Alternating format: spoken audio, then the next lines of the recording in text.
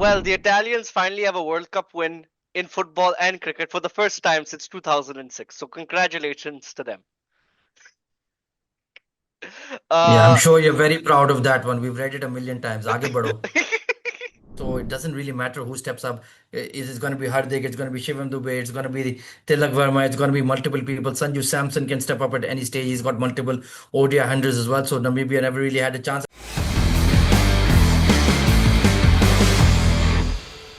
Welcome to Dawn News Over and Out. I'm Saadi Raza. With me is Izzy Khwaja in the UAE and Mustafa Siddiqui, Dawn News English, here to review the T20 World Cup. So, gentlemen, three matches today, and all of them pretty anticlimactic. You had India basically whipping Namibia, the Italians getting their first win pretty comprehensively against Nepal, and then Sri Lanka absolutely hammering Oman. Uh, let's just touch on them briefly. Sri Lanka put up 225, which is now the highest score in uh, in this World Cup. Kusal Mendis, of course, batting wonderfully, and then the Nepalese succumbing to after almost beating England, basically only getting 123 all out, and then losing by 10 wickets to the Italians. Let's talk about those two games before we come to the India game. Mustafa, your thoughts? well, the Italians finally have a World Cup win in football and cricket for the first time since 2006. So congratulations to them.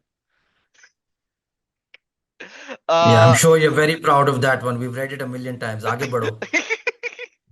Acha. Aside from that, that was a very good win by the Italians. It was a very comprehensive win. The Sri Lanka win, I think, is much is will give them a bit more confidence because their middle order showed up. Like Kusal Mendis, Rajanke, and Shanaka all scored 50s, got good scores, got them to 225. Yes, it's against Oman, so that it should be taken with a grain of salt. But like getting into any type of batting touch is good for at this stage of the tournament now because we're getting into the meat and potatoes of like the group stages now. Yeah, I was really actually impressed with this young batter, Pavan Rathnayake. He played beautifully, very compact, very solid. He cuts the ball beautifully. He's a wonderful player of spin, and he's got that power game as well. They've left KJP Kusal Janet Panera on the bench. They've let Charit Asalanka on the bench.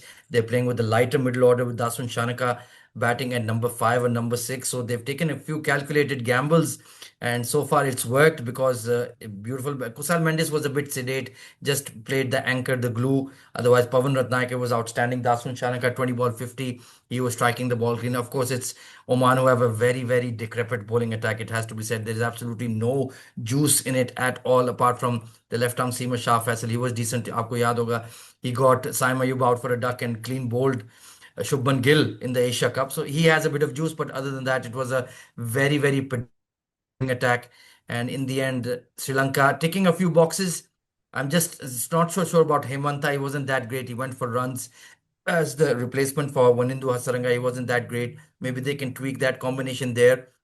But Mahesh Theeksana bowled beautifully, and that is very encouraging because without Wanindu being the A1 guy, they needed somebody to step up, and he bowled really well. Maybe he doesn't like being in the shadow of Wanindu Hasaranga.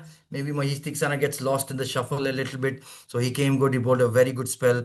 And of course, Australia versus Sri Lanka coming up next. That's going to be a fantastic game. I think Sri Lanka can roll them over. Will be interesting. I think batting first against Australia might suit Sri Lanka. They might succumb to the pressure under a chase. But if they can bat first, post about 150, 160, and then with the spin quadrant they have, put Australia under pressure. We know they're going to react. They pretty much Baz Bolian in that nature as well. They look to be hit out and could be a struggle for them in Colombo. And also because like the Pardon me, Australia, in Candy. Sorry, they're playing yeah, in Candy. yeah, and also because that Australian attack is so gettable. Like adding pressure, like that scoreboard pressure will put even the with Mitch Marsh. Yes, Steve Smith is coming in, and I do think it'll help their batting lineup much. He'll help out their batting lineup. I still think like if you get a good 200 score on the board, it will put pressure onto Australia. And of course, the third game of the day was India beating Namibia comfortably, batting first. No Abhishek Sharma, but it didn't matter. They put in Ishan Kishan in place of him. And 209 for nine, that's India's depth really is tremendous. In the last game, Sky basically helped out. In this game, Sky didn't do much, but Hardik Pandya was there to basically sort of help along in that run chase.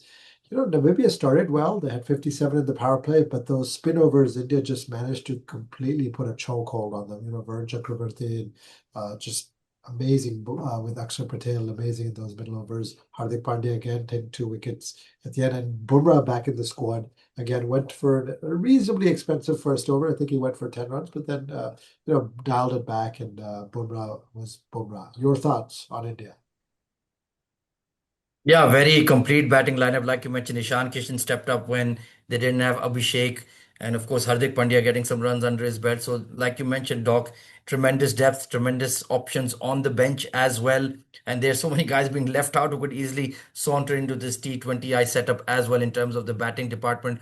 Yeah, so they've Your got India tremendous white analysis. ball batting depth. So it doesn't really matter who steps up. Is it going to be Hardik? It's going to be Shivam Dubey. It's going to be Tilak Verma. It's going to be multiple people. Sanju Samson can step up at any stage. He's got multiple ODI hundreds as well. So Namibia never really had a chance. I just want to talk about the Italy game versus Nepal. I mean, it was a shocking performance from Nepal. Maybe the tag of favorites going into this game really weighed heavy on them. They had so much partisan support as well, but just succumbing to the spin of Kalugamage, the leggy, the Sri Lankan, of course, background leggy for the Italians, bowled beautifully. And in the end, 120 chase, the way the Mosca brothers absolutely smashed them to all parts. In the very first over of the run chase, it was AJ Mosca who smeared Karan Casey over mid wicket for a massive six. And that made the statement clear, and a terrific partnership between two brothers, a very special moment for Italian cricket. And certainly it's given something, some added some of the charm to this T20 World Cup for sure. Just coming back to India just slightly. I think one thing to note is that yes, they scored 120 in like their first 10 overs, and but like this is also saying this with a grain of salt. They only scored 90 in their final 10 overs, which is I think something to note about like they are like we have seen in the last two games that their middle order is a little bit prone to collapse maybe, and maybe we could exploit that during the middle overs in the Pakistan India game. I think they were at 205 at when the 18th over started, and they only ended up at 209 in the death. But with India, I take these sort of patterns with a grain of salt Yeah. because these are players who can easily score 30 runs in the final two overs, 40 runs if we need to, as we saw in that Melbourne game. When they need to score in the last two, 3 overs, they can. Tomorrow's matches, real quick. Australia, Zimbabwe, the heavyweights of Canada against the UAE, and of course Netherlands playing the USA. Not much to write home about.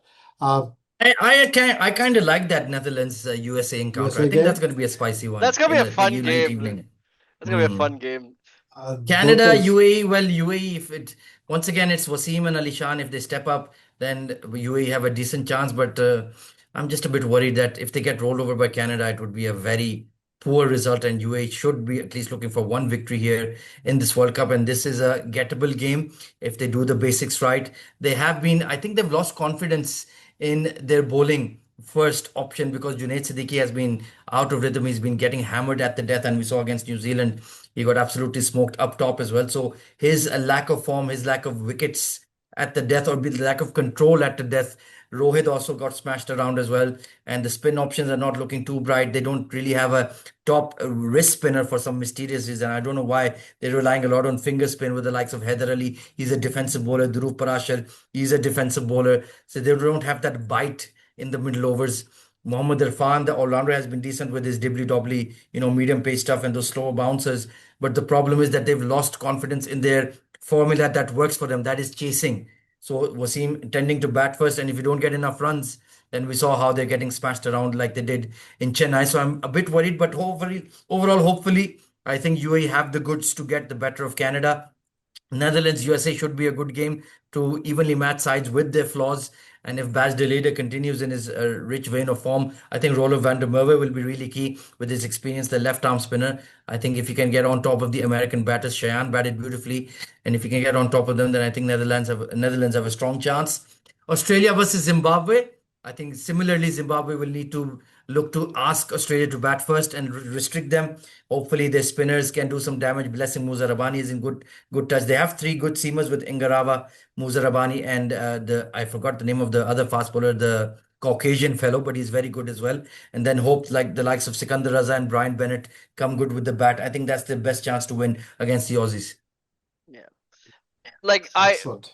the only thing I would say on Netherlands USA, I kind of want USA to win that game because that kind of eliminates Netherlands as well. And so even if somehow we lose to Namibia, and PTSD. so even if we lose to India and Namibia, we can probably still qualify. Well, actually, that's a fair point that we need to look at the ramifications if in case we get our customary L versus India at World Cup. So you're right, it's a point worth considering.